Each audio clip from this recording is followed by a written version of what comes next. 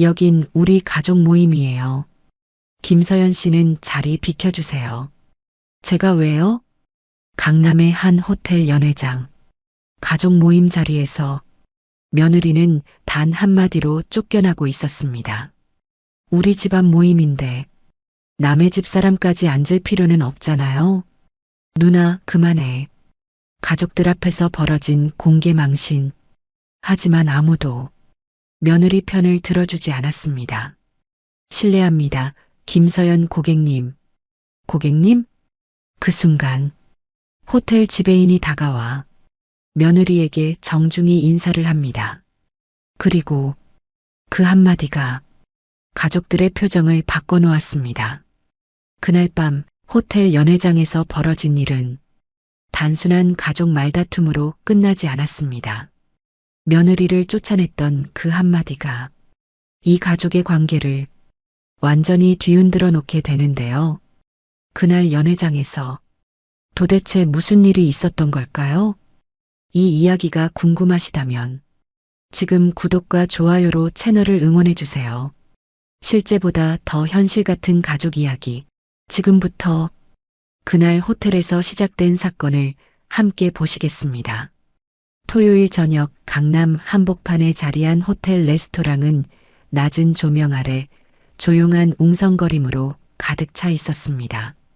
통유리 너머로 도심의 불빛이 흘러들었고 안쪽 룸에는 이민재 가족의 이름으로 예약된 긴 테이블 하나가 준비되어 있었죠.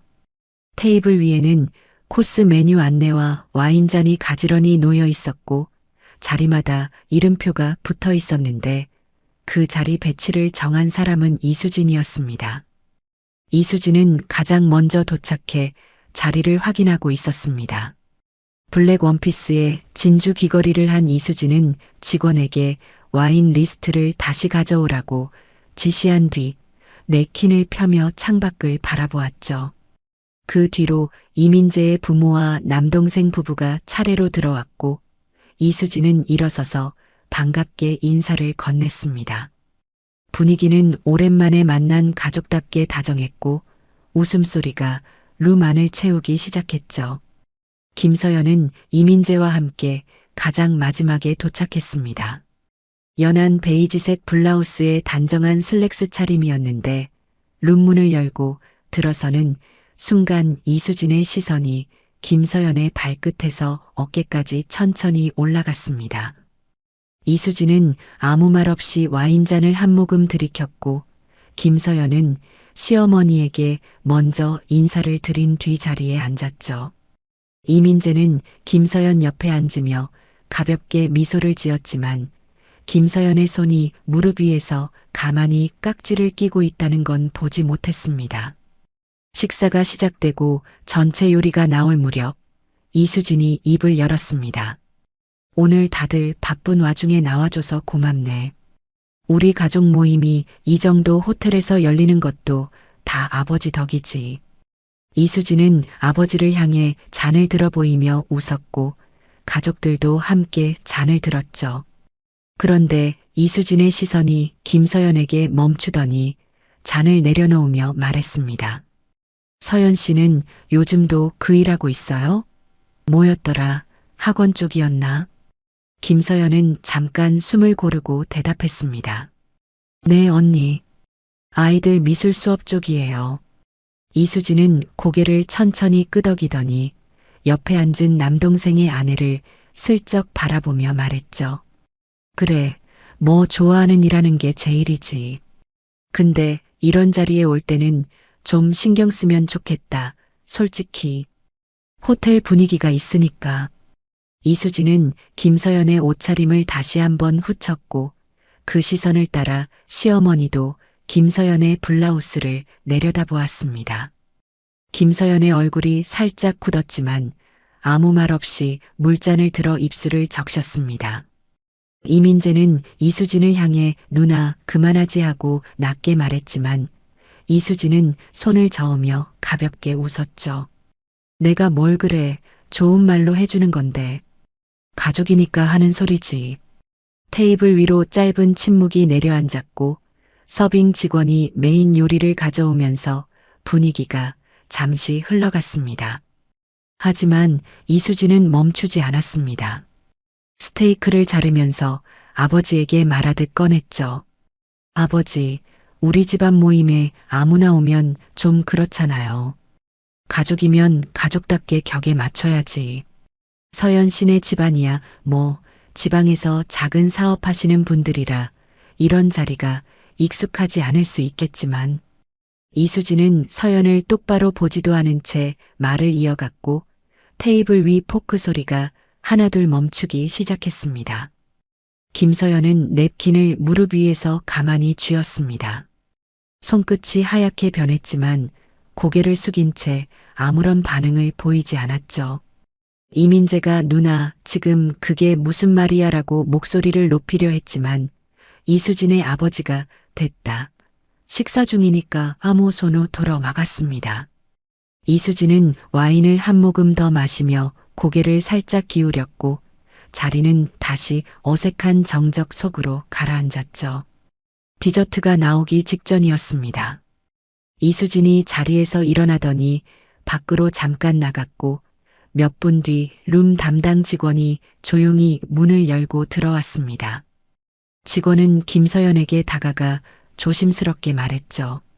손님, 죄송합니다만 자리를 정리해 주셔야 할 것 같습니다. 예약하신 분 측에서 인원 조정을 요청하셨습니다. 김서연은 직원의 얼굴을 올려다보았고 직원은 난처한 표정으로 눈을 피했습니다. 이수진이 룸 안으로 돌아오며 자연스럽게 자리에 앉았습니다. 이민재가 벌떡 일어나며 이게 뭐 하는 거야라고 소리쳤지만 이수진은 침착하게 대답했죠. 가족 모임이야, 민재야. 가족끼리 편하게 있으려는 건데 뭐가 문제야. 이수진은 김서연을 바라보며 덧붙였습니다. 서연 씨도 불편했을 거 아니에요. 이 자리가 본인한테 맞는 자리인지 서연 씨가 제일 잘 알 텐데. 김서연은 천천히 의자에서 일어났습니다. 냅킨을 테이블 위에 조용히 내려놓았고 시어머니를 향해 짧게 인사를 건넸죠. 시어머니는 입술을 달싹였지만 아무 말도 하지 못했고 시아버지는 고개를 돌린 채 창밖만 바라보고 있었습니다. 이민재가 김서연의 팔을 잡으려 했지만 김서연은 가만히 손을 거두며 고개를 저었죠. 괜찮아요. 그 목소리는 낮았지만 떨리지 않았습니다. 김서연이 룸문을 열고 복도로 나서는 순간 등 뒤에서 이수진의 웃음소리가 가볍게 새어나왔습니다.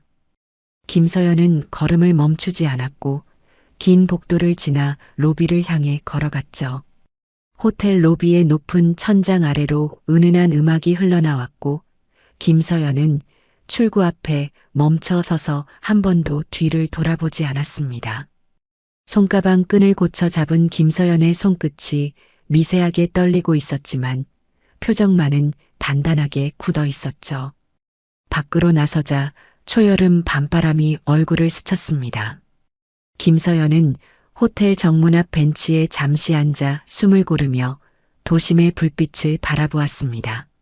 안쪽에서는 여전히 가족 모임이 이어지고 있을 테고 이수진은 아무 일도 없었다는 듯 디저트를 먹고 있을 터였죠. 김서연은 가방 안에서 휴대폰을 꺼냈지만 누구에게도 전화를 걸지 않았습니다. 화면만 가만히 내려다보다가 천천히 다시 가방 안에 넣었죠. 그리고 벤치에서 일어나 호텔 앞을 떠나기 시작했습니다. 호텔 앞 가로수길을 걷는 김서연의 발걸음은 느렸습니다. 택시를 잡을 생각도 누군가에게 연락할 생각도 나지 않았죠. 걸음을 옮길수록 조금 전 룸 안에서 들었던 이수진의 목소리가 귓가에 겹쳐 울렸고 김서연은 무의식 중에 블라우스 소매를 잡아당기며 입술을 깨물었습니다. 사실 오늘이 처음은 아니었습니다. 이수진의 그 시선, 그 말투, 그리고 자리에서 밀어내듯 내모는 방식까지 김서연에게는 이미 익숙한 것들이었죠. 결혼식 날이 떠올랐습니다. 7년 전 서울 시내 웨딩홀에서 이민재와 김서연의 결혼식이 열리던 날, 이수진은 하객 대기실에서 김서연의 어머니를 처음 만났죠. 김서연의 어머니는 경상도 억양이 섞인 말투로 이수진에게 인사를 건넸고 이수진은 짧게 고개만 끄덕이며 시선을 돌렸습니다. 그 자리에서 이수진은 이민재의 어머니에게 속삭이듯 말했죠. 엄마, 저쪽 집안이 뭐 하시는 분들이래요? 이민재의 어머니가 지방에서 작은 식자재 사업한다던데라고 대답하자 이수진은 입꼬리를 살짝 올리며 아무 말도 하지 않았습니다. 하지만 그 표정 하나가 김서연의 어머니 쪽을 향한 시선에 고스란히 담겨 있었죠. 결혼 초기에는 그래도 참을 만했습니다. 명절에 시댁을 찾을 때마다 이수진은 김서연에게 직접적인 말을 하기보다 돌려서 분위기를 만들었죠. 추석에 김서연이 정성껏 준비한 나물 반찬을 내놓았을 때 이수진은 한 젓가락 집더니 시골 음식 느낌이 나네 정겹다라고 말했습니다. 칭찬처럼 들렸지만 그 말 뒤에 남동생의 아내를 바라보며 미소 짓는 이수진의 얼굴에는 다른 의미가 담겨 있었죠.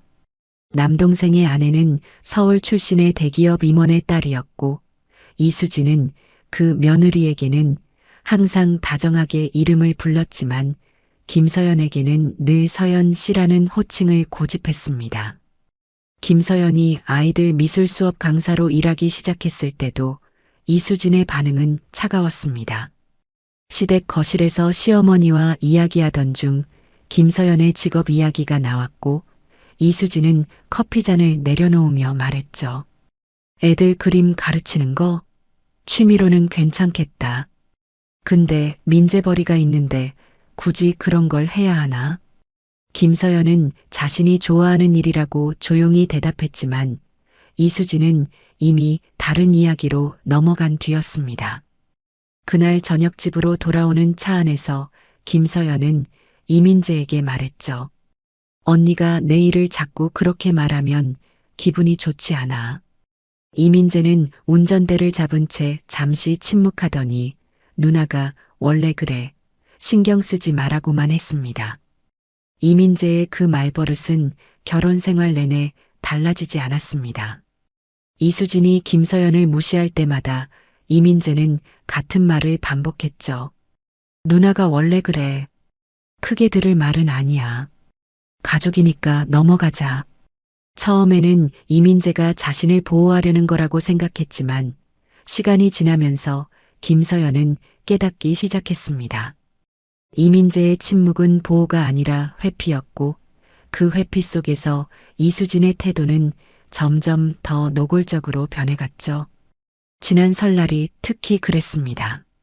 시댁 거실에 가족이 모여 앉았을 때 이수진은 조카들에게 세뱃돈을 나눠주며 남동생의 아이에게는 우리 예쁜이 엄마 닮아서 똑똑하지라고 말했지만 김서연의 아이에게는 봉투만 건네며 고개를 끄덕였을 뿐이었습니다.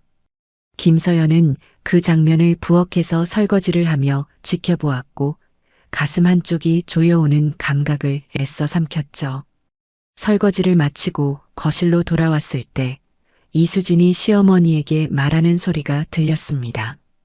엄마, 솔직히 민재가 좀 더 좋은 집안 만났으면 우리 가족 사업에도 도움이 됐을 텐데. 김서연은 거실 입구에서 걸음을 멈추었고 이수진은 김서연이 서 있다는 걸 알면서도 말을 멈추지 않았죠. 그날 밤 김서연은 이민재에게 물었습니다.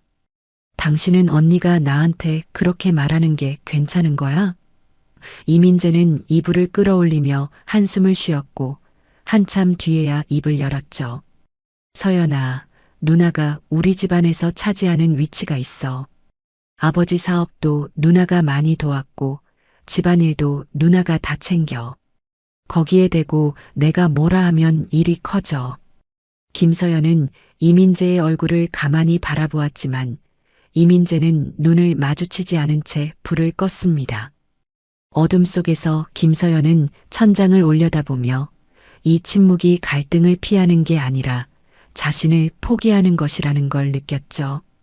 호텔 앞 골목을 지나 큰 길로 나선 김서연은 걸음을 멈추고 횡단보도 앞에 섰습니다.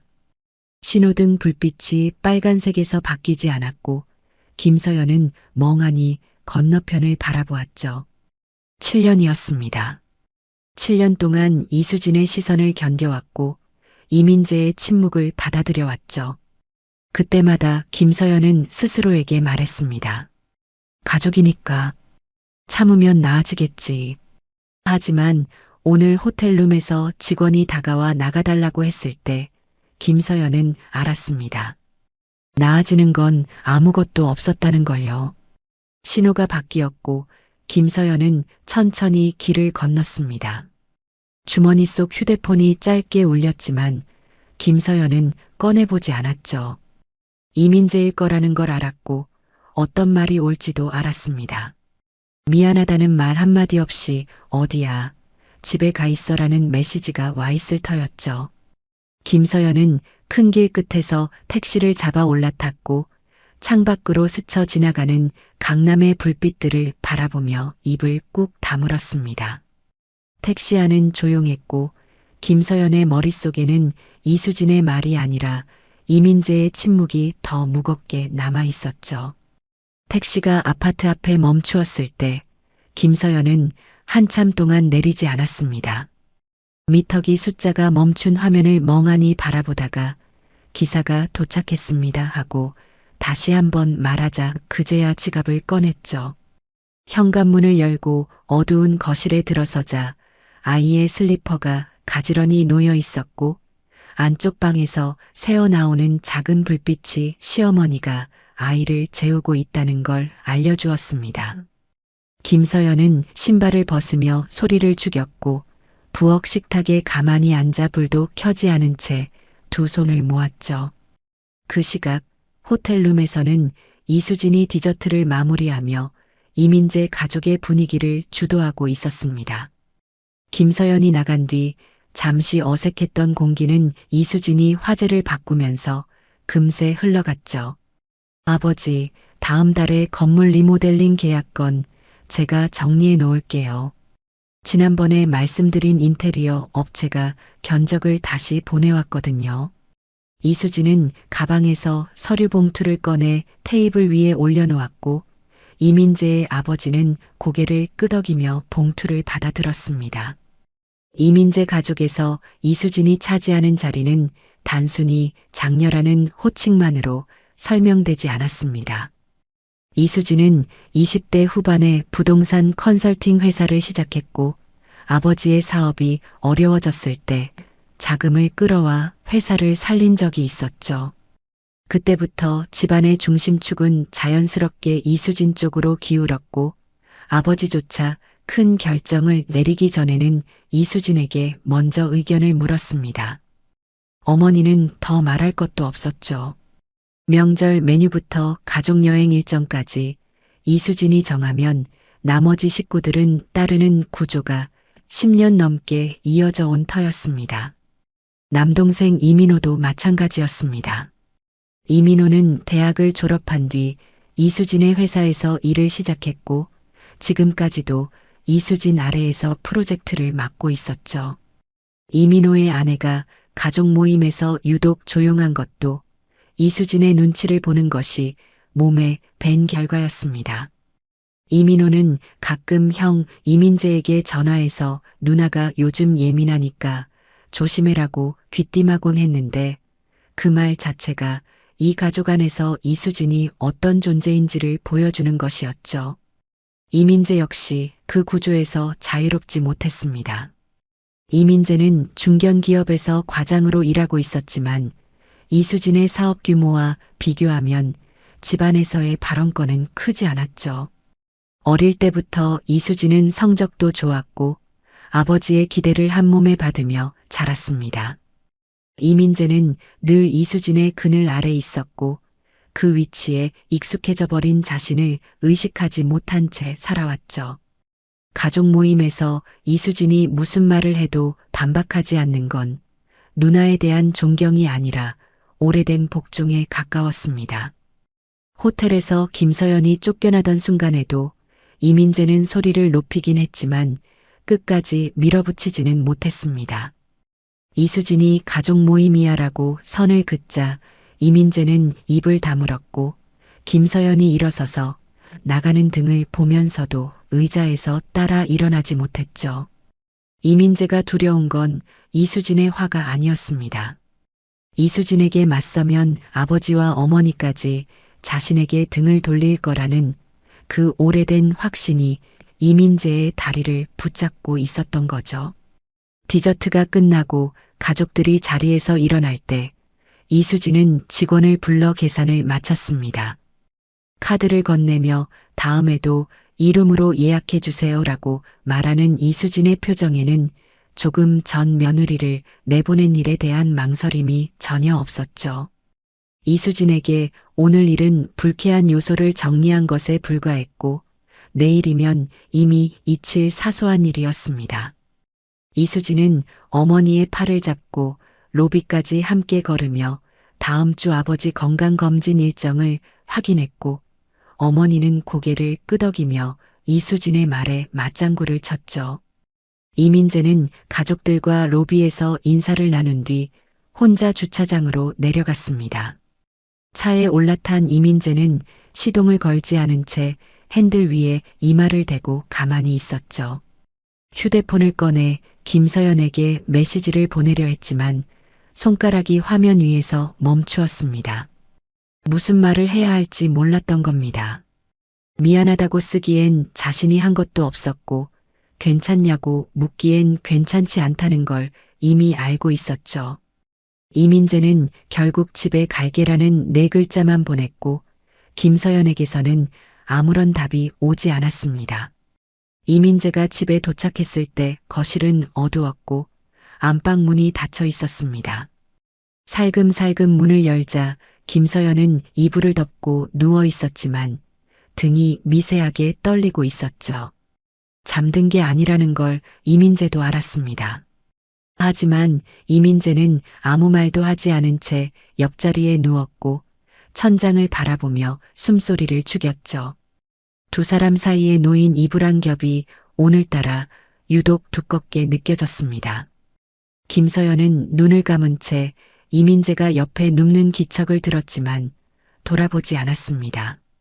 이수진의 말보다 더 선명하게 남아있는 건 이민재가 의자에서 끝내 일어나지 못했던 그 순간이었고 7년간 쌓여온 침묵들이 하나의 장면으로 겹쳐지며 가슴을 짓눌렀죠. 김서연은 이불 속에서 주먹을 가만히 쥐었다 펴기를 반복했고 어둠 속에서 자신에게 물었습니다. 이 가족 안에서 내가 서 있는 자리는 대체 어디인 걸까? 하지만 그 질문에 대한 답은 아직 나오지 않았고 밤은 두 사람의 침묵 위로 천천히 깊어져 갔습니다. 잠은 오지 않았습니다. 김서연의 등을 바라보며 누워있던 이민재는 새벽녘이 되어서야 겨우 눈을 붙였고 얕은 잠에서 깨어났을 때 옆자리는 이미 비어 있었죠. 부엌에서 물 끓는 소리가 들렸고 이민재는 무거운 몸을 일으켜 거실로 나갔습니다. 김서연은 식탁에 앉아 컵을 양손으로 감싼 채 창밖을 바라보고 있었는데 이민재가 다가와도 고개를 돌리지 않았죠. 이민재는 맞은편 의자를 빼고 앉으며 입을 열었습니다. 서연아, 어젯밤에 하지만 김서연은 컵을 내려놓으며 조용히 말을 잘랐죠. 아이 깨기 전에 밥 차려야 해요. 그 말투는 차갑지도 화가 나 있지도 않았지만 더 이상의 대화를 허락하지 않는 단단한 벽 같은 것이었습니다.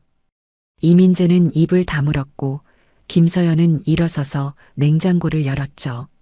아이를 유치원에 보내고 김서연이 외출 준비를 하는 동안 이민재는 거실 소파에 앉아 어젯밤 호텔에서의 일을 처음부터 다시 떠올렸습니다. 이수진이 서연의 옷차림을 지적하던 순간, 직원이 다가와 나가달라고 말하던 순간, 그리고 김서연이 조용히 일어서서 문을 열고 나가던 뒷모습까지. 그때 이민재는 한 발 늦게 자리에서 일어났지만 이수진의 시선에 막혀 다시 주저앉았고 가족들이 디저트를 먹는 동안 룸 안에 갇혀 있었죠. 그런데 문득 한 장면이 머릿속에 걸렸습니다. 이민재가 가족들보다 먼저 룸을 나와 로비를 지날 때였죠. 호텔 로비 한쪽에서 지배인으로 보이는 중년 남성이 김서연에게 허리를 숙여 인사하고 있었습니다. 이민재는 그때 멀찍이서 그 장면을 보았지만 김서연을 쫓아가야 한다는 생각에 크게 신경 쓰지 못했죠. 하지만 지금 다시 떠올려 보니 이상한 점이 있었습니다. 지배인의 태도가 단순한 고객 응대가 아니었던 거죠. 허리를 깊이 숙인 각도, 두 손을 모은 자세, 그리고 김서연에게 무언가를 조심스럽게 묻는 듯한 표정까지 마치 중요한 손님을 대하는 것처럼 보였습니다. 이민재는 그 장면을 곱씹으며 고개를 갸우뚱했습니다. 김서연은 그 호텔에 자주 가는 편이 아니었고 지배인과 안면이 있을 리도 없었죠. 그런데 왜 지배인이 그렇게까지 정중한 태도를 보인 걸까? 이민재는 생각을 정리하지 못한 채 휴대폰을 들어 이수진에게 전화를 걸었습니다. 신호음이 3번 울린 뒤 이수진이 받았고 목소리는 평소와 다를 게 없었죠. 왜 민재야? 아침부터 무슨 일이야? 이민재는 잠깐 망설이다가 물었습니다. 누나, 어제 서연이가 나갈 때 로비에서 지배인이 서연이한테 인사하는 거 봤어? 전화 너머로 이수진이 짧게 웃는 소리가 들렸죠. 봤지. 나도 룸에서 나오다가 봤는데. 이민재가 그게 좀 이상하지 않았어? 라고 되묻자 이수진은 별일 아니라는 듯 대답했습니다. 호텔 직원이 손님한테 친절한 게 뭐가 이상해. 서비스업이 원래 그런 거야. 나가는 손님한테 인사 한번 하는 거 가지고 너 왜 그래? 이수진은 말을 이으며 화제를 돌렸죠. 그것보다 어제 아버지가 리모델링 건 서류 보시고 괜찮다고 하셨어. 다음 주에 업체 미팅 잡아야 하는데 너도 시간 되면 나와. 이민재는 이수진의 말에 대꾸하지 않았고 머릿속에서 지배인의 모습이 사라지지 않았습니다. 하지만 이수진이 듣고 있어? 라고 목소리를 높이자 이민재는 응, 알겠어라고 짧게 대답하며 전화를 끊었죠. 전화를 끊은 뒤 이민재는 소파에 등을 기대고 천장을 올려다보았습니다. 이수진 말대로 호텔 직원이 친절한 건 당연한 일이었고 지배인이 나가는 손님에게 인사하는 것도 흔한 일일 수 있었죠. 하지만 이민재의 마음 한쪽에는 개운하지 않은 무언가가 남아 있었습니다. 그 지배인은 단순히 인사만 한 게 아니라 김서연에게 뭔가를 물었던 것 같았거든요. 표정도 일반적인 서비스 응대와는 달랐고 오히려 걱정하는 사람의 얼굴에 가까웠죠. 이민재는 김서연에게 직접 물어볼까 생각했지만 아까 부엌에서의 김서연의 태도를 떠올리자 선뜻 입이 떨어지지 않았습니다. 지금 김서연에게 필요한 건 호텔 지배인에 대한 질문이 아니라 어젯밤 자신이 하지 못한 말이라는 걸 이민재도 알고 있었죠. 하지만 그 말을 어떻게 꺼내야 할지, 어디서부터 시작해야 할지 이민재는 알지 못했습니다.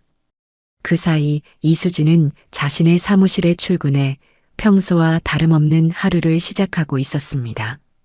어제 호텔에서의 일은 이수진에게 이미 끝난 일이었고 아침 커피를 마시며 직원들에게 업무 지시를 하는 이수진의 표정에는 어떤 찜찜함도 없었죠.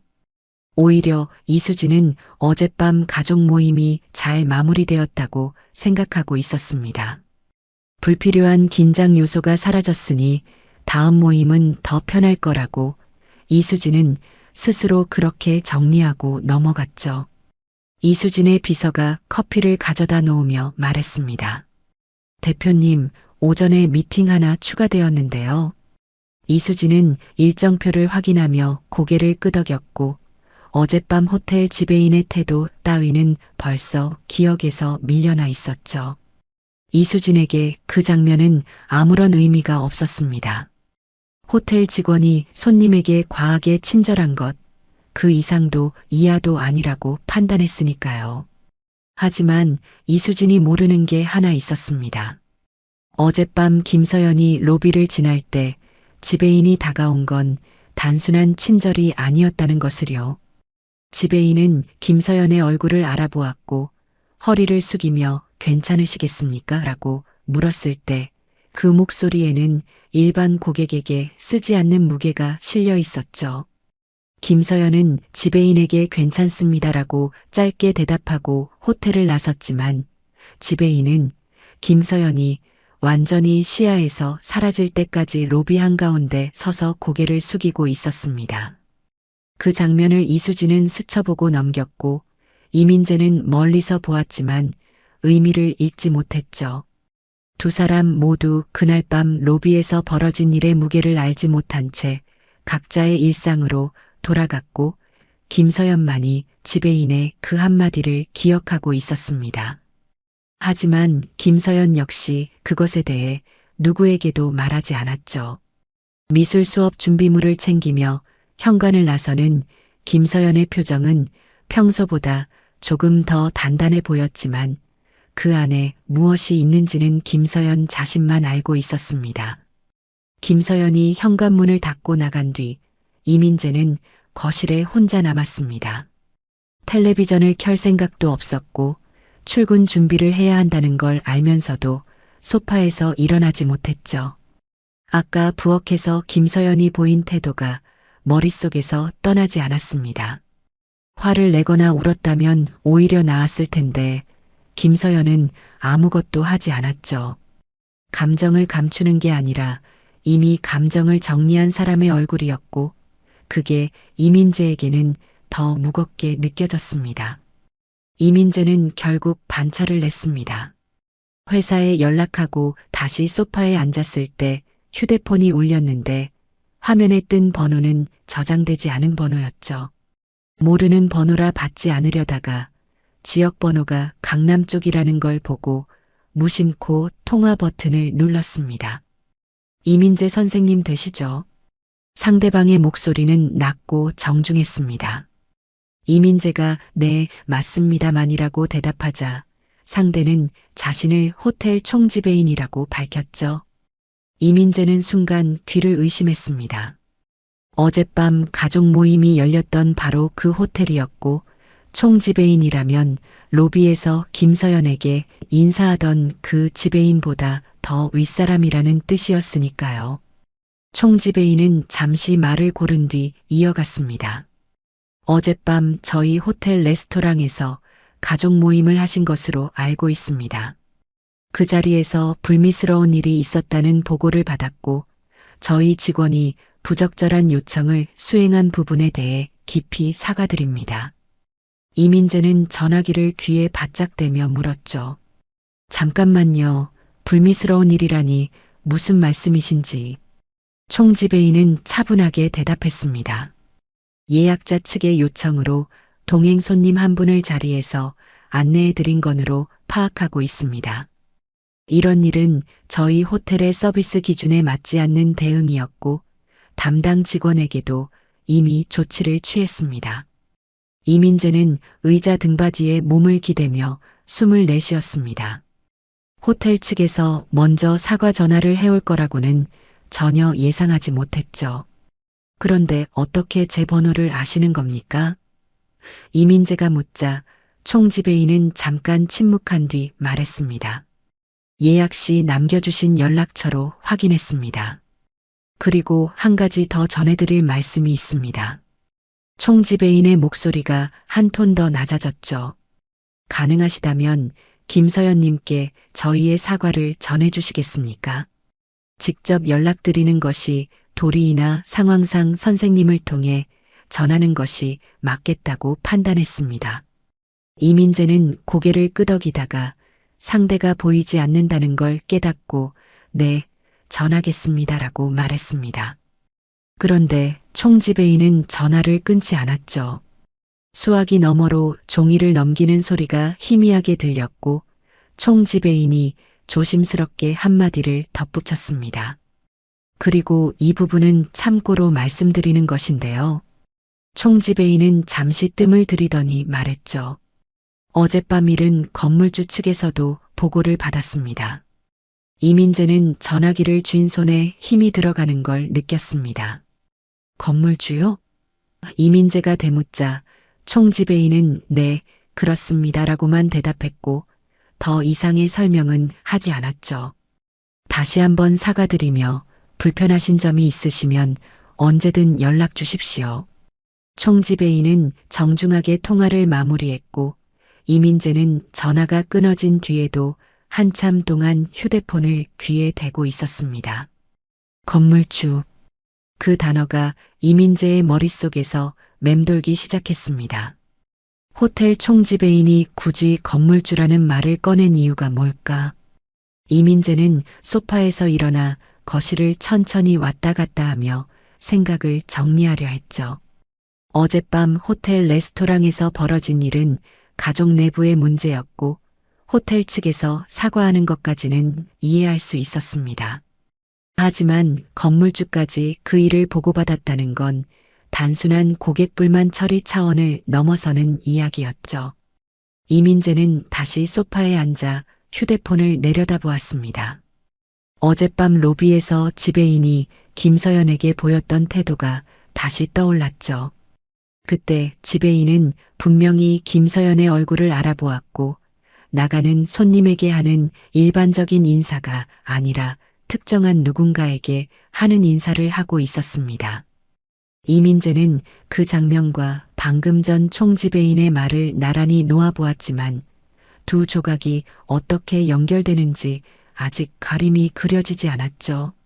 문득 이수진에게 전화해야 하나 하는 생각이 스쳤지만 이민재는 곧 고개를 저었습니다.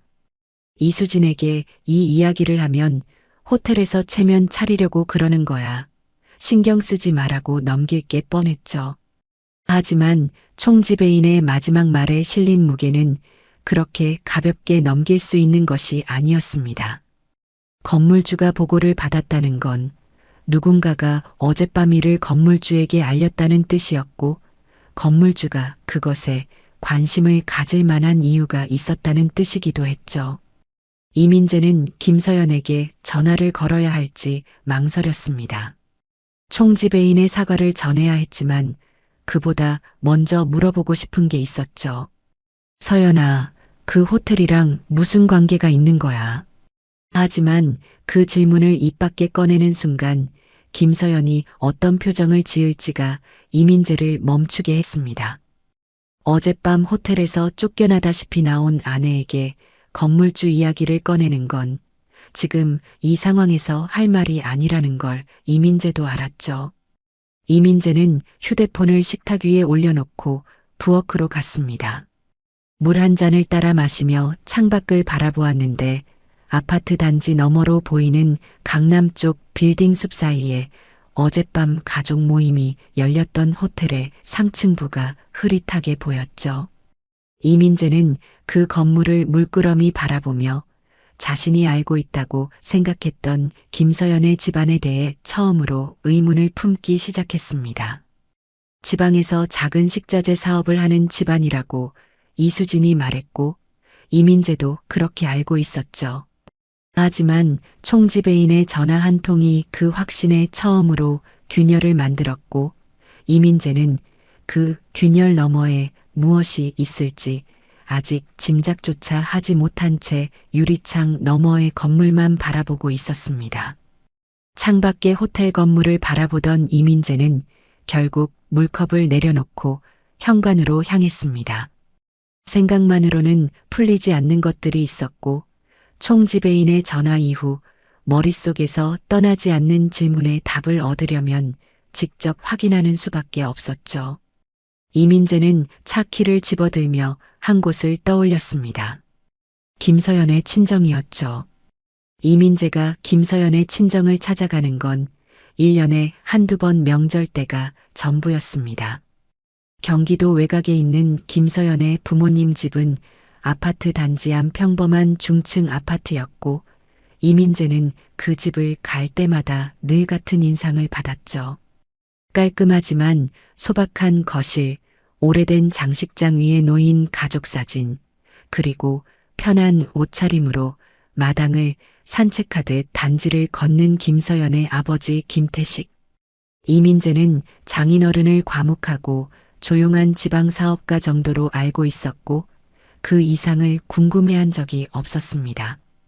차를 몰고 1시간 남짓 달려 도착한 아파트 단지는 평일 낮이라 조용했습니다.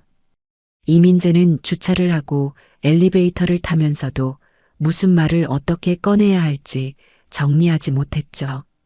초인종을 누르자 잠시 뒤 문이 열렸고 김태식이 편한 면바지에 카디건을 걸친 차림으로 서 있었습니다. 김태식은 사위의 얼굴을 보고 눈을 약간 크게 떴지만 금세 고개를 끄덕이며 안으로 들어오라고 했죠. 어머니는 장 보러 나가셨다. 들어와, 차 한잔하지. 거실 소파에 마주 앉자 김태식이 직접 보이차를 우려내왔습니다. 찻잔을 건네는 김태식의 손은 투박했지만 움직임은 여유로웠고 이민재는 찻잔을 받으며 입을 열었죠. 아버님, 갑자기 찾아와서 죄송합니다. 사실은 어젯밤에 있었던 일 때문에 왔습니다. 김태식은 차를 한 모금 마시며 이민재를 바라보았고 그 눈빛은 이미 어떤 이야기가 나올지 알고 있는 사람의 것이었습니다. 이민재는 어젯밤 호텔에서 벌어진 일을 처음부터 이야기했습니다. 이수진이 김서연의 옷차림과 직업을 문제 삼은 것, 직원을 통해 자리에서 내보낸 것, 그리고 오늘 아침 호텔 총지배인에게서 사과 전화를 받은 것까지. 이민재가 말을 마쳤을 때 김태식은 찻잔을 내려놓으며 한동안 아무 말이 없었죠. 거실 벽시계의 초침 소리가 유난히 크게 들렸고 이민재는 김태식의 반응을 기다리며 무릎 위에 손을 올려놓았습니다. 김태식이 천천히 입을 열었습니다. 총지배인이 건물주 이야기를 했다고 했나? 이민재는 고개를 끄덕였고 김태식은 짧게 한숨을 내쉬더니 소파에서 일어나 장식장 옆 서랍으로 걸어갔죠. 서랍에서 낡은 서류 봉투 하나를 꺼내 식탁 위에 올려놓았고 이민재에게 다가오라는 듯 고개를 기울였습니다. 봉투 안에는 부동산 관련 서류 여러 장이 들어 있었습니다. 이민재는 서류를 한 장씩 넘기며 눈이 점점 커졌죠. 서류에는 서울 강남과 종로 일대 상업용 건물 여러 채의 등기 관련 문서가 있었고 투자 지분 계약서와 임대 수익 정산서가 포함되어 있었습니다. 이민재의 시선이 한 장에서 멈추었죠. 어젯밤 가족 모임이 열린 호텔의 이름이 적힌 공동투자 계약서였고 투자자 란에 김태식의 이름이 선명하게 적혀 있었습니다. 이민재는 서류에서 눈을 떼지 못한 채 물었습니다. 아버님, 이게 어떻게 된 겁니까? 김태식은 식탁 맞은편에 앉으며 담담하게 말했죠. 서연이가 말 안 했을 거다. 내가 말하지 말라고 했으니까. 김태식은 찻잔을 다시 들어 한 모금 마신 뒤 이어갔습니다. 나는 30대 초반에 식자재 유통으로 시작했어. 그건 니네 집안에서 아는 것과 같아. 근데 40대 중반부터 부동산 쪽으로 투자를 시작했고 운이 좋았지. 김태식의 이야기는 이민재가 알고 있던 것과는 전혀 다른 그림이었습니다. 김태식은 경기도에서 식자재 사업으로 기반을 잡은 뒤 서울 도심의 상업용 부동산에 조금씩 투자를 늘려갔죠. 처음에는 작은 상가 건물 한 채로 시작했지만 20여 년에 걸쳐 강남과 종로에 여러 채의 빌딩 지분을 확보했고 호텔 신축 프로젝트에 공동 투자자로 참여하면서 규모가 크게 늘어난 것이었습니다. 이민재는 서류를 내려놓으며 김태식을 바라보았습니다. 그러면 어젯밤 호텔이 아버님이 투자하신 건물이라는 겁니까? 김태식은 고개를 끄덕였죠. 공동 투자야. 지분으로 따지면 건물의 3할 정도 되지. 호텔 운영은 전문업체에 맡겨놓았고 나는 건물주로서 수익만 받는 구조다. 이민재는 등받이에 기대며 숨을 길게 내쉬었고 머릿속에서 어젯밤의 장면들이 전혀 다른 의미로 재배열되기 시작했습니다. 로비에서 지배인이 김서연에게 깊이 허리를 숙인 이유, 총 지배인이 직접 전화를 걸어 사과한 이유, 그리고 건물주 측에서 보고를 받았다는 그 말의 의미가 이제야 하나로 연결되었죠. 지배인은 김서연이 건물주의 딸이라는 걸 알고 있었던 겁니다. 그리고 건물주의 딸이 자신의 호텔에서 쫓겨나듯 나가는 장면을 목격한 것이었죠. 김태식은 이민재의 표정을 가만히 살피며 말했습니다. 서연이는 결혼할 때 내가 신신당부했어. 시댁에 재산 이야기 하지 말라고. 돈으로 사람을 판단하는 관계가 되면 끝이 없거든. 김태식의 목소리는 여전히 낮고 차분했지만 찻잔을 잡은 손가락 끝에 힘이 들어가 있었죠. 근데 이번 일은 좀 다르더라. 총지배인한테 보고가 올라왔을 때 내가 직접 전화해서 상황을 들었어. 내 딸이 그 자리에서 어떻게 나왔는지. 이민재는 고개를 숙였습니다. 장인의 얼굴을 마주 볼 수가 없었죠.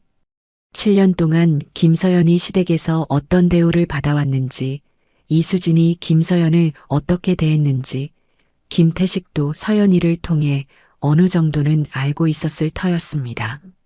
하지만 딸이 호텔에서 직원의 손에 이끌려 나가다시피 한 이야기를 들었을 때 김태식이 느꼈을 감정은 이민재가 감히 헤아릴 수 있는 것이 아니었죠. 김태식은 자리에서 일어나며 말했습니다. 민재야, 나는 니한테 돈 이야기를 하려고 이걸 보여준 게 아니야. 다만 한 가지는 알아줬으면 해. 김태식은 창가로 걸어가 밖을 내다보며 등을 돌린 채 말을 이었죠. 서연이는 아버지 재산 한 푼 기대지 않고 살아온 아이야.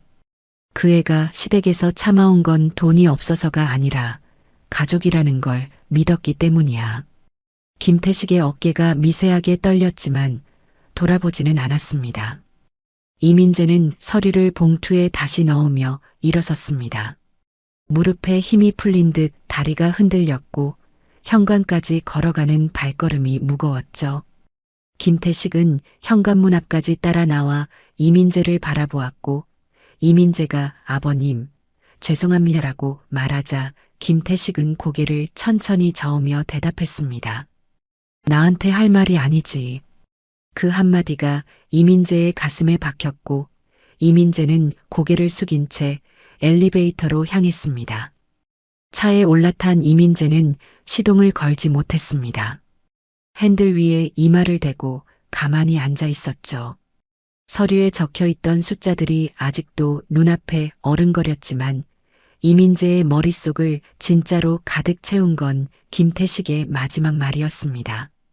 서연이가 참아온 건 돈이 없어서가 아니라 가족을 믿었기 때문이라는 그 말이 이민재가 7년간 외면해 온 것들을 한꺼번에 끌어올렸죠. 이민재는 핸들 위에서 고개를 들어 앞 유리 너머 아파트 단지를 바라보았고 이제 김서연에게 무슨 말을 해야 하는지 비로소 윤곽이 잡히기 시작했습니다. 이민재는 친정집 주차장에서 한참을 앉아 있다가 결국 시동을 걸었습니다. 차가 아파트 단지를 빠져나와 큰 길로 접어들었을 때 휴대폰이 울렸죠. 화면에 이수진의 이름이 떠 있었고 이민재는 잠시 망설이다가 통화 버튼을 눌렀습니다. 이수진의 목소리는 평소와 달리 급했죠. 민재야, 나 지금 좀 이상한 전화를 받았어. 호텔 총지배인이라는 사람이 전화해서 어젯밤 일에 대해 사과를 하는데 그러면서 건물주 측에 보고가 올라갔다고 하더라고. 이민재는 운전대를 잡은 채 입을 다물었고 이수진은 말을 이어갔습니다. 그래서 내가 건물주가 누구냐고 물었더니 말을 안 해. 개인정보라면서. 근데 말투가 이상해. 마치 내가 큰 실수를 한 것처럼 조심스럽게 구는 거야. 이수진의 목소리에는 당혹감과 짜증이 섞여 있었죠. 혹시 너 뭐 하는 거 있어? 이민재는 신호등 앞에 차를 세우며 숨을 들이쉬었습니다. 이수진에게 사실을 말해야 할지 말아야 할지 순간 갈등이 일었지만 더 이상 숨길 수 있는 상황이 아니었죠. 누나, 나 방금 서연이 친정에 다녀왔어. 전화 너머로 짧은 침묵이 흘렀고 이민재는 말을 이었습니다. 서연이 아버지가 그 호텔 건물 공동 투자자야. 건물주가 장인어른이었어. 전화기 너머에서 아무 소리도 들리지 않았습니다. 이수진의 숨소리조차 멈춘 것 같았죠. 몇 초 뒤 이수진이 입을 열었습니다. 뭐라고? 이수진의 목소리가 갈라졌고 이민재는 같은 말을 반복하지 않았죠. 이수진도 이민재가 한 말을 못 들은 게 아니라 믿기지 않아서 되물은 것이라는 걸 알았으니까요. 잠시 뒤 이수진이 다시 말했습니다. 그게 말이 돼? 서연 씨네 집이 지방에서 작은 식자재 사업하는 집안이라며.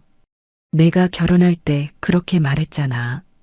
이민재는 나도 몰랐어라고 짧게 대답했고 전화 너머로 이수진이 의자에 주저앉는 듯한 소리가 들렸습니다. 이수진의 머릿속은 빠르게 돌아가고 있었습니다. 건물주의 며느리를 호텔 직원을 시켜 자리에서 내보냈다는 사실이 호텔 업계에 퍼지면 어떻게 되는지 이수진은 사업가로서 즉시 계산할 수 있었죠.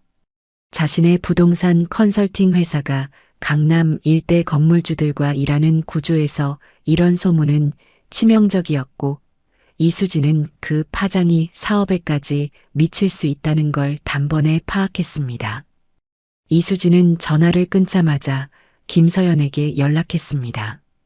첫 번째 전화는 받지 않았고 두 번째 전화도 마찬가지였죠. 세 번째에 문자를 보냈습니다. 서연 씨, 어젯밤 일 때문에 이야기 좀 하고 싶어요. 시간 되면 연락 주세요. 문자의 말투는 이수진답지 않게 정중했고 그 정중함 자체가 이수진의 속마음을 드러내고 있었죠. 김서연은 미술 수업을 마치고 교실을 정리하던 중 이수진의 문자를 확인했습니다. 화면을 한참 바라보다가 휴대폰을 가방에 넣었고 답장을 보내지 않았죠. 그리고 거의 동시에 이민재의 어머니에게서도 전화가 왔습니다. 시어머니의 목소리는 이수진과는 또 달랐죠. 서연아, 내가 할 말이 있어서 전화했다. 어젯밤 일은 수진이가 좀 지나쳤어. 내가 속상했을 거 알아. 시어머니는 말을 고르며 조심스럽게 이어갔지만 그 목소리에서 김서연이 느낀 건 진심 어린 미안함이 아니라 상황을 수습하려는 조급함이었습니다. 김서연은 시어머니의 말을 끝까지 듣고 네, 어머니. 알겠습니다라고만 대답한 뒤 전화를 끊었습니다. 교실 창문 너머로 오후 햇살이 비스듬히 들어왔고 김서연은 빈 의자에 앉아 가만히 두 손을 내려다보았죠. 7년이었습니다. 7년 동안 이 가족에게서 한 번도 들어보지 못한 사과가 아버지의 재산이 드러난 바로 다음 날 쏟아지고 있었죠. 저녁이 되어 이민재가 집에 돌아왔을 때 김서연은 거실 식탁에 앉아 있었습니다. 아이는 이미 안방에서 잠들어 있었고 식탁 위에는 차 한 잔만 놓여 있었죠. 이민재가 맞은편에 앉자 김서연이 먼저 입을 열었습니다. 아버지한테 다녀왔다면서요. 이민재는 고개를 끄덕였고 김서연의 얼굴에는 놀라움도 원망도 없었습니다. 이미 알고 있었다는 얼굴이었죠. 언니한테서 연락 왔어요. 어머니한테서도. 김서연의 목소리는 고요했습니다. 7년 동안 단 한 번도 없던 사과가 하루 만에 오더라고요. 김서연은 찻잔을 감싼 손을 가만히 내려다보며 말을 이었죠. 나는 그 호텔에서 쫓겨날 때 아버지 재산 생각은 한 번도 안 했어요. 그냥 내가 이 가족한테 어떤 사람인지 그게 선명하게 보이더라고요. 이민재는 아무 말도 하지 못했습니다. 김서연의 말 하나하나가 이민재가 7년간 외면해 온 것들을 정면으로 가리키고 있었고 반박할 수 있는 것이 아무것도 없었죠. 김서연은 고개를 들어 이민재를 바라보았고 그 눈에는 분노 대신 오래 고민한 사람의 차분함이 담겨 있었습니다. 돈 때문에 존중받는 가족이라면 그건 처음부터 가족이 아니에요. 김서연의 목소리는 떨리지 않았습니다. 식탁 위 찻잔에서 피어오르던 김이 사라진 뒤에도 김서연은 같은 자세로 이민재를 바라보고 있었고 이민재는 그 시선을 피하지 못한 채 고개를 숙였죠. 김서연은 천천히 의자에서 일어났습니다. 나는 당분간 당신네 가족과 거리를 두려고요. 이민재가 고개를 들었고 김서연은 식탁 위 찻잔을 싱크대로 가져가며 등을 보인 채 말을 이었죠. 언니한테도 어머니한테도 연락하지 않을 거예요. 아버지 재산 때문에 달라지는 태도를 받아들이면서까지 그 안에 있고 싶지 않아요. 이민재는 서연아라고 불렀지만 그 뒤에 이을 말을 찾지 못했습니다. 김서연은 싱크대 앞에서 잠시 멈추었다가 돌아보지 않은 채 말했죠. 당신한테 화가 나는 건 아니에요. 다만 당신이 그 가족 안에서 어떤 사람이 되고 싶은지 그건 당신이 스스로 정해야 할 일이에요. 김서연은 부엌을 나와 안방으로 들어갔고 문이 조용히 닫혔습니다. 이민재는 빈 식탁 앞에 혼자 남았습니다. 거실의 시계 소리가 유난히 크게 울렸고 김서연이 앉아있던 의자만 비스듬히 빠져 있었죠. 이민재는 그 의자를 바라보며 김서연이 마지막에 남긴 말을 곱씹었습니다. 가족을 선택할 것인지 사람을 선택할 것인지 그 질문은 김서연이 이민재에게 던진 것이 아니라 이민재가 7년 동안 스스로에게 묻지 않고 피해 온 질문이었죠. 이민재는 두 손을 식탁 위에 올려놓은 채 어둠이 내려앉는 거실에서 오랫동안 움직이지 못했습니다. 그날 이후 몇 달이 흘렀습니다. 김서연은 말한 대로 이민재 가족과의 연락을 끊었고 이수진이 보낸 문자에도 시어머니의 전화에도 응하지 않았죠.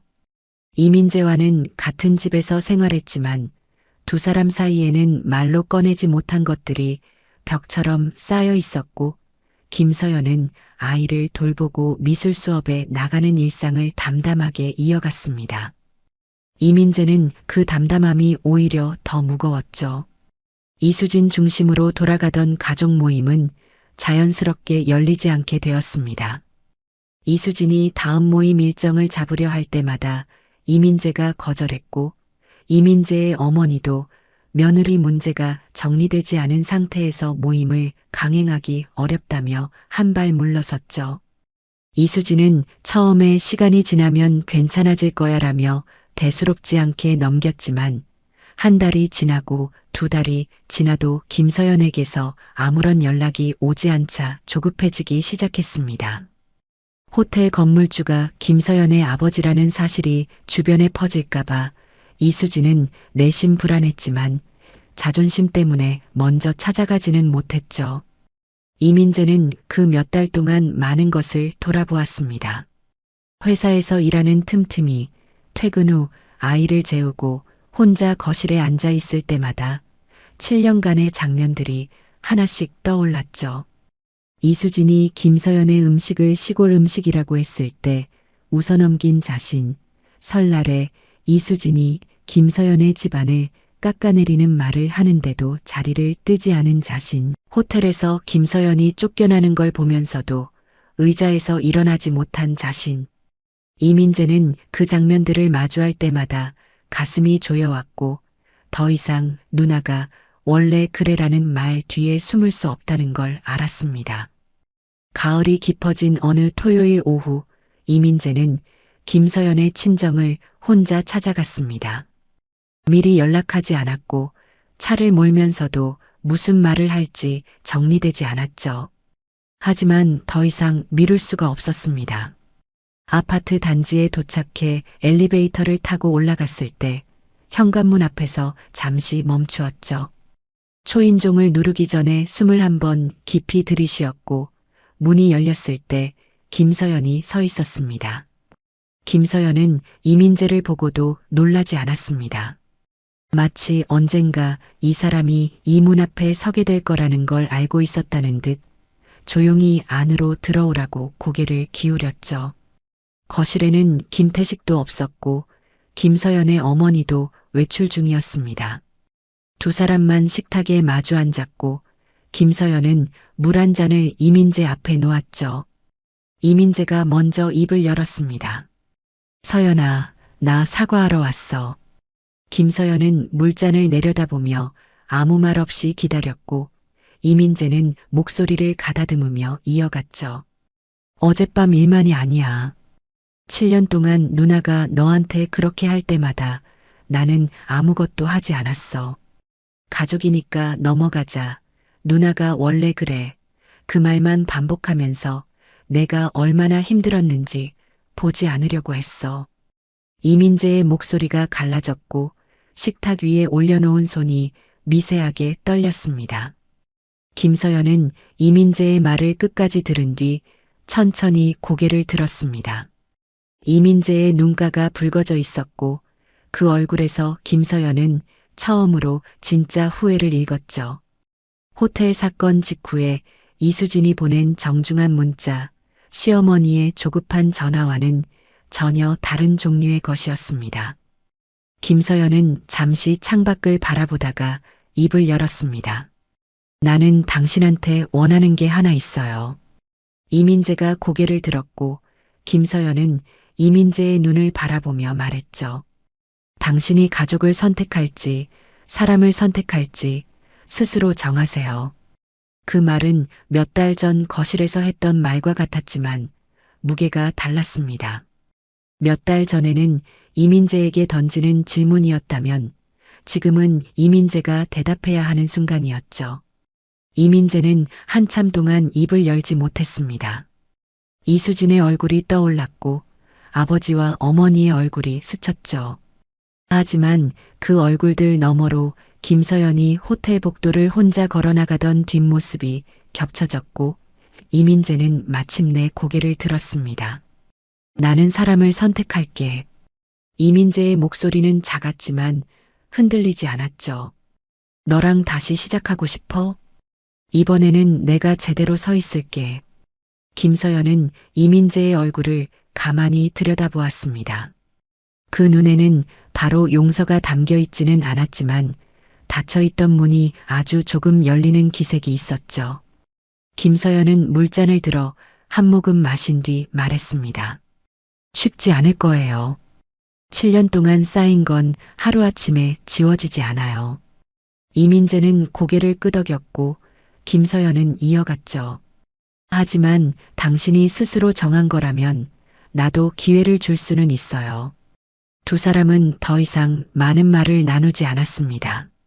식탁 위에 놓인 물잔 2개 사이로 오후 햇살이 비스듬히 들어왔고 오랫동안 멀어져 있던 거리가 아주 조금 줄어든 것 같은 공기가 흘렀죠. 이민재는 일어서며 내가 먼저 누나한테 이야기할게. 앞으로 내가 불편한 자리에는 가지 않아도 되라고 말했고 김서연은 현관까지 이민재를 따라 나오며 작게 고개를 끄덕였습니다. 그 뒤로 이민재는 이수진에게 전화해 분명하게 말했습니다. 앞으로 김서연에게 사과하지 않는 가족 모임에는 참석하지 않겠다고, 그리고 이수진 중심으로 돌아가는 가족 구조에서 더 이상 침묵하지 않겠다고. 이수진은 처음에 화를 냈지만 이민재가 전화를 끊은 뒤 다시 걸어오지 않았죠.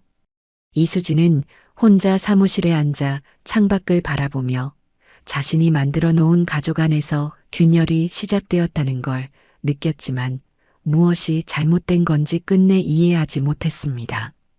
가을이 지나고 겨울이 왔습니다.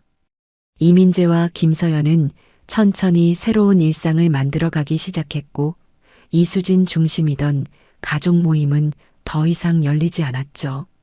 이민재의 부모는 조용히 아들 부부의 거리를 지켜보았고 이수진은 명절에도 혼자 레스토랑에서 식사를 하는 날이 늘어갔습니다. 어느 겨울 저녁 김서연은 미술 수업을 마치고 교실을 정리하다가 창밖으로 내리는 첫눈을 바라보았습니다. 그리고 혼잣말처럼 조용히 중얼거렸죠. 사람은 돈보다 사람답게 대하는 태도에서 집안이 드러나는 거예요. 그 말은 누구에게 하는 것도 아니었지만 김서연의 얼굴에는 오랜 무게를 내려놓은 사람만이 지을 수 있는 평온함이 떠올라 있었습니다. 그날 이후 이민재 가족에게 남은 건 조용한 후회뿐이었습니다. 하지만 김서연은 더 이상 그 후회를 대신 짊어지지 않았고 자신의 자리에서 자신의 일상을 살아가기 시작했죠. 교실 창문 너머로 눈이 내리고 있었고 김서연은 불을 끄고 문을 닫으며 집으로 향했습니다. 걸음은 가벼웠고 겨울 공기는 차가웠지만 김서연의 얼굴 위로 번지는 미소는 따뜻했습니다. 그날 호텔 연회장에서 시작된 일은 결국 이 가족의 관계를 완전히 바꿔놓았습니다. 사람을 판단하는 기준이 돈이 아니라 사람을 대하는 태도라는 것을 뒤늦게 깨달은 사람들이 있었지만 이미 모든 것은 지나간 뒤였습니다. 오늘 이야기가 마음에 남으셨다면 다음 이야기에서도 함께 해주세요. 끝까지 시청해 주셔서 감사합니다.